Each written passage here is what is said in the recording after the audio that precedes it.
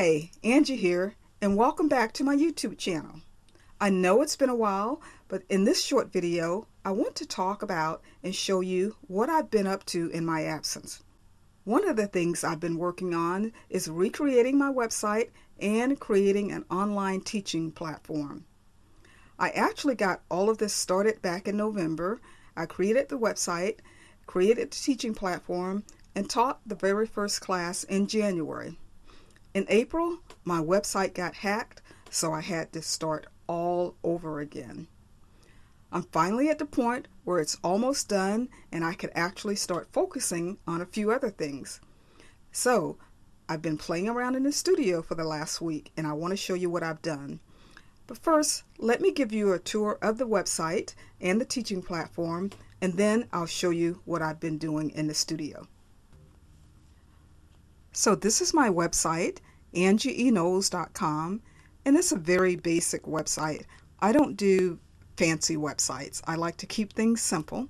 So this is the home page, a little photo about myself, a little about what I do, and I have a free worksheet that people can sign up for, and just a little bit more about me. Of course, I have my courses page, my about page, the resources page, my art, blog, contact, and a sign-in for members that have taken my classes. So let's go to the courses page, and I want to show you the courses that I currently have available. So this is a listing for my courses page, and my teaching platform is called the Surface Design Academy. Now, I have several courses. First, I have the Design to Cut Masterclass and the Design to Cut Bootcamp. The boot camp was a 3-day Zoom mini class that I did to get people interested and show them what the master class would be all about. The master class is a 6-week class and it's an on-demand class, and the subject matter is learning to design for your electronic cutting machine, such as the Silhouette, the Brother Scan and Cut, or any other machine you have. So in this course, we take a look at Inkscape, which is my favorite design software. It's a free vector-based software, and I find it very easy to use. So we go very much into detail on Inkscape and how to create designs with it for your cutting machine. Now, I've also taken that master class and broken it out into individual mini courses, because some people may already know some things about Inkscape and may not need to take the full master class. They may just need to take 1 or 2 lessons or courses on how to do a particular thing. So I have these 3 courses available right now, and I have several more coming. So that's a look at my main website and my teaching website. Now let's take a look at some of the fabric pieces I've created in the last week.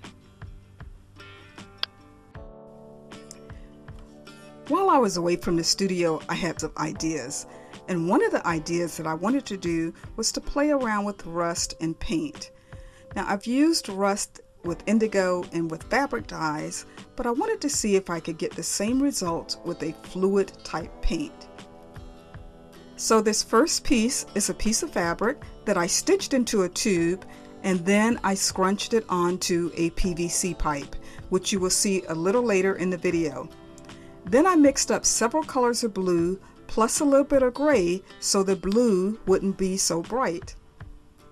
I dyed the fabric with the paint, and then I let it sit for a while for the paint to cure. And then I came back and added some rust paste to it. And I really like this effect.